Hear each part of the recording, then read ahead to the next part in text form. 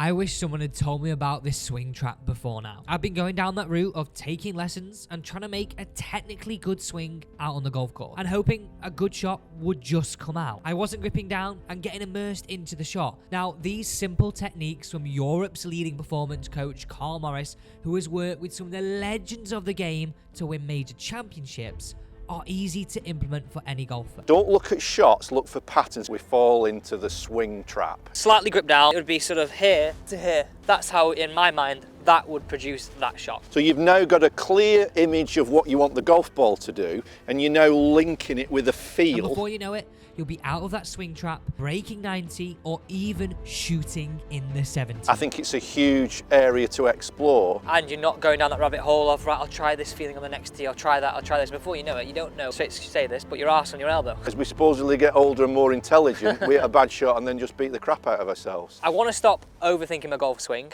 I want to be able to get over the line. And you know what's more pressure right now? I don't play a lot of golf. So I go out and I'm like, right, okay, if you've got a good score in your hand, you need to like do something with it. So today, Carl, can you share with me like a lesson that I can take, and obviously everybody else here, that will stop them overthinking their swing, and they could walk down the 18th, in fact they've got a beer in their hand, and be like, oh, I've got to score here. So before we get to that, Alex, my question to you would be, when you're playing your best golf, what is it that you enjoy about the game? What do you really get into when you're at your best? People probably think I'm crazy saying this, but if you put me in the trees, I like playing that shot that demands like, okay, I've got to fade it, I've got to draw it, I've got to do something with it, rather than like this scenario right here, slap bang in the middle of the fairway, seems like most people's dream. For me, I'm like, I don't know what to do. I step into a point where I get too This involved. is so important. If I just stop you there, it's hugely important what you've just said. So what you're telling me is that when you're in that situation where the course creates the shot for you, 100%. so you're in a situation where you have to bend it round the trees or you have to hit it low or whatever, that the situation has created a clear image in your mind of what the shot is. And that's an interesting one, even for, you know, relatively inexperienced or relatively high handicap golfers. You do see players get in those situations when they have to hit it low, they manage to do it. Yeah. Obviously not for everybody. So what you're saying to me, Alex, is that when you're at your best, you're very much into the shot, not quite so much into the swing. Completely. Like, I'm not saying I don't have any swing thoughts, but over that shot, I'm like, right, okay, I've just got to do this. And because I played golf, and fortunate to play golf for a long time, I guess instinct starts then to take over more than in the middle of the fairway. I'm like, right, okay, I've got to hit this, I've got to do that, I've got to feel. So when you're at your worst, do you get into sort of all the time, and especially when I'm going well at the start and then it starts to go wrong. Right. So it's kind of like you're walking down this razor's edge, that one bad shot comes along and immediately you go into golf swing. Yeah. So I think it's really important. I'm not saying here that this is sit under a tree and imagine that you can draw the ball and that's going to happen. You have to have those skills. You have to develop those skills. So there is definitely got to be a time and a place for working on your mechanics. Now my question would be, can you hit draws? Can you hit fades? Are you somebody who likes to shape the ball? Yes. Yeah. I with a driver probably less so, but with any iron, I can hit a draw, I can hit a fade, I can play that shot. Right. Do you enjoy that side of the game? Yeah. That is, if someone said to me, why do you play golf? I play golf to try and, that's what I do on the range, I just try and mess around with the ball flying. Right. It's so interesting, and I think this is something I've seen over the years from decent amateur golfers right up to tour level, is that we fall into the swing trap, in the sense that we always tend to blame the swing when everything goes wrong. Whereas if the question was, what's wrong with my shots as opposed to what's wrong with my swing, now we go in a slightly different direction. Yeah. So my question would be, if you were playing a shot here like this, just describe to me what you could potentially see. What comes to mind as you see this shot? So that flag, I would say sort of back right half, more middle, but back right half, wind's off my left. So I'm thinking, okay, in my mind, I want to hit a shot where I am holding it on that wind. Because there's not a lot of wind there, and I've got a relatively short club in my hand, I feel like sort of ball back, 3/4, sort of drawing it, not never really drawing, and just sort of feathering that wind. That's the sort of, if you had a shot So in your tracer. mind's eye now, are you actually seeing that shot? I'm trying my best to see that, yeah. Right. Because that's how, I'd see it clear as day under the trees, Right. but I have to work a bit harder to see it here. Right, so if I said to you, what does a good shot look like here? Just describe that in that same detail. So In terms of how I'd play it? Yeah, no, in terms of the shot of what it would look so like. it would start on the flag, try and draw to that tree on the left, but never really draw. Right. It would sort of just feather that wind. Okay, so you've got a clear image in your mind of the shot, of the task. Now, show me the movement, show me the feeling that you would need to produce to hit that shot. So I'd go slightly grip down, ball slightly back, close my stance a little bit, but it would be sort of here to here. That's how, in my mind, that would produce that shot. So you've now got a clear image of what you want the golf ball to do, and you're now linking it with a feel of how to produce that shot. Would you say that that is different than actually getting involved in the positions in the swing that you sometimes do? Yeah, I'm very much, it just clicked here, I'm very much the opposite. Right. I'm very much, I've got to make a swing to then produce some sort of shot. Whereas I've just done it the other way around. You've got me to picture the shot, and then I've got to produce a swing.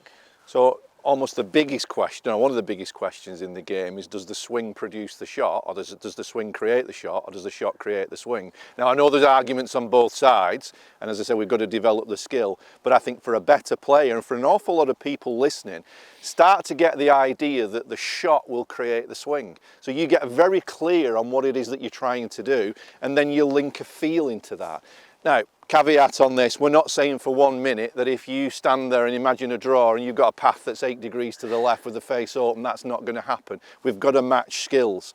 But I think for you, it sounds like what you tend to do when you're at your best is you get really into the shot, the creation of the shot. Yeah. And that's what actually the pleasure of the game is. Yeah. Now, let's go through that one more time. So verbalise it to me. And would you say everybody watching right now should, and obviously, if they stood in the middle of the fairway verbalising it, they might think, what the hell are you doing? But could they do that in their mind? Completely. So, yeah, you know, if you're on your own, I would attempt to just go out there and verbalise it out loud. But if you're playing with your pals, they'd think you're a bit strange, but you can verbalise it in your head. Verbalise it and see how that helps you create the image of the shot then. So, I'm stood behind this ball. The ball is going to start, it's going to be medium height, it's going to start at the flag and try and draw onto that tree. But because that wind's coming off the left corner, it's never really going to draw with this club. Okay, now just link that feel to it. So grip down, slightly ball back, here, hold off. That's how I'd picture that shot. Okay. Should I play it? Go ahead. A little bit like that. Start it a little bit to the right, but we're definitely going to get a piece of that green. So we've actually hit another green in regulation there. Yeah. How much immersed in the shot did you feel then? Way more than I would in general. Now, I guess it didn't come off as what I wanted it to do, but it definitely didn't shoot off this way. And with 8 iron, if you hit the green, 9 times out of 10, you're going to give yourself an opportunity. So a lot of people will be thinking, oh, is this the secret to the game, that I've just got to go out there and picture the shot and feel it? I think it's a huge area to explore, but if there is a secret to getting the best out of your game, like you talked about when you've been out there, how you get kind of anxious about scoring and get drawn into all of that. For me, the ultimate mental game tool that holds all of this together is actually acceptance. Is a willingness to, when you go and play golf, accept the fact there's going to be a variety of outcomes, that even going through this, nothing is guaranteed. There's a colleague of mine called Raymond Pryor who's worked with a number of top players on the PGA Tour, and he came up with a great phrase he called stable confidence. The idea that what is it that I could build confidence around that's not going to go away? Well, a lot of people try and build a confidence on better technique, what a coach says, hitting better shots in practice, but if you think of it, all of that's temporary. Yeah. The only thing that's going to be permanent about this game is that you're going to have to deal with a variety of outcomes. Now the ironic thing is when you develop the skill of acceptance, when you're willing to accept that variety, there's a calmness takes over. Yeah. Because you're now not trying to avoid something. I think we end up playing this game of golf where a lot of us are going out there trying to avoid playing bad shots rather than trying to hit good shots. But it's that willingness to accept any outcome that's the foundation of freedom. Now, the more that you do this, the more, we've said it already on a couple of the other videos, you have skill, but we're now talking about how to access that skill. And accessing that skill comes from a willing acceptance of all outcomes. So even if you don't actually hit the shot and you just stick to doing that process every single time, then I guess you're working towards the same thing, and you're not going down that rabbit hole of, right, I'll try this feeling on the next tee, I'll try that, I'll try this. Before you know it, you don't know straight to say this, but your arse on your elbow. Exactly.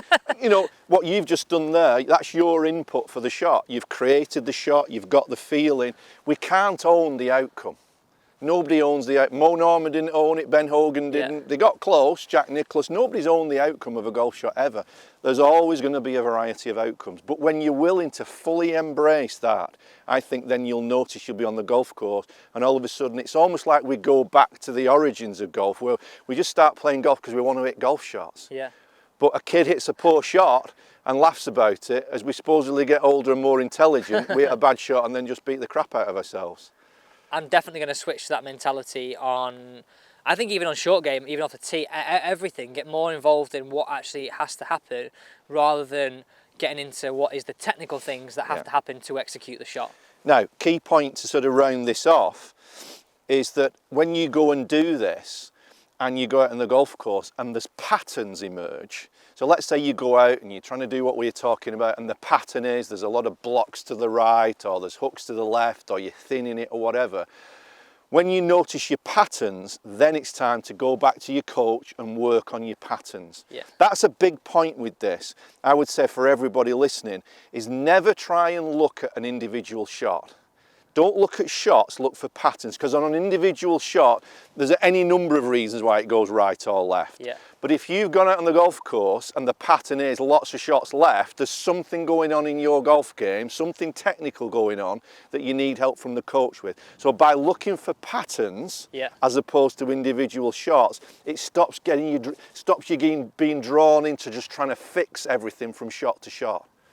You literally described me in a nutshell there, and probably everybody watching.